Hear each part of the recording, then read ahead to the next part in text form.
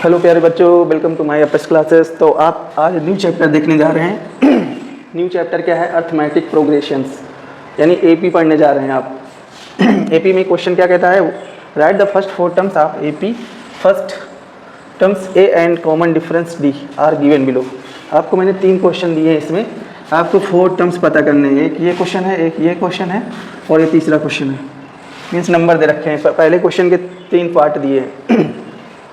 तो यहाँ given value ए और डी पता है तीनों में, तो आपको 4 टर्म्स पता करने। आपको फार्मूला बताता हूँ टर्म्स निकालने के लिए कि टर्म्स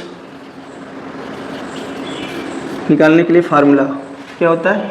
ए कामा ए प्लस डी कामा ए प्लस 2d कामा ए प्लस 3d। जितने टर्म्स बोलेगा इसी तरह हम चलते जाएंगे। तो आपको क्या बोला है? 4 टर्म्स। तो देखिए इधर ए इक्वल क्या है आपका 10, तो पहला टर्म्स ए ही रहेगा और दूसरा ये A1 है, यानी ए इक्वल आपका 10 रहेगा। इसी प्रकार इसी क्वेश्चन का A2 निकाल लेंगे तो होता है A प्लस डी। तो ए कितना है आपका? तो कहोगे सर जी 10 है और डी भी 10 है, तो कितना हो जाएगा? 20, यानी A2 आपका 20 आ गया। इसी प्रकार इधर देख लो, A3 कितना है? A plus 2d, A plus 2d value रख दोगे, 10 प्लस 22 और d की वैल्यू मल्टीप्लाई हो गया तो 30 आ जाएगा।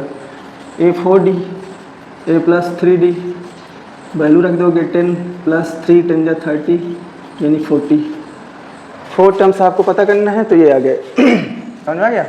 इसी प्रकार इसमें भी अब यहाँ सीधा मैं करता हूँ। A1 इक्वल हो जाएगा बच्चों -2, A2 इक्वल क्या हो जाएगा? ए प्लस डी। तो ए हमारा क्या है? माइनस का 2 और डी कितना है? 0, तो -2 आ जाएगा बच्चों। A3 क्या होता है? ए प्लस 2d, तो -2 और डी में मल्टीप्लाई करेंगे बच्चों 0 का, तो वो भी 0 हो जाएगा, तो माइनस का 2 आ जाएगा। और A4 क्या हो जाएगा? यहाँ भी -2 प्लस 0 यानी -2। तो आपके 4 टर्म्स आ गए। इसी प्रकार बच्चों ये वाला भी क्वेश्चन है। A1 इक्वल क्या होता है? 4 प्लस कुछ नहीं, A1 इक्वल A होता है, तो A आ गया। इसी प्रकार A2 ए प्लस डी, तो A कितना है आपका? 4 है और D माइनस का 3 है। सॉल्व करेंगे तो ये हो जाएगा 1।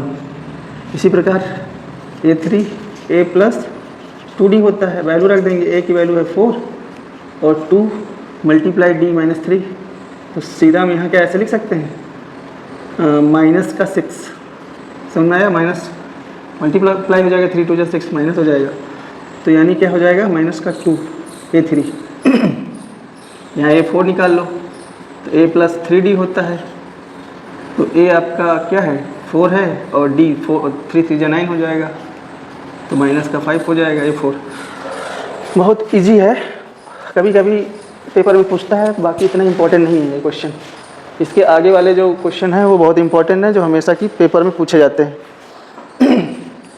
तो मेरे प्यारे बच्चों, समझ में आया होगा आप लोगों को कि अभी शुरुआत हुआ है इस चैप्टर का, कैसे करना है। यहाँ ए जो फर्स्ट टर्म है उसको ए बोलते हैं और कॉमन डिफरेंस को डी बोलते हैं।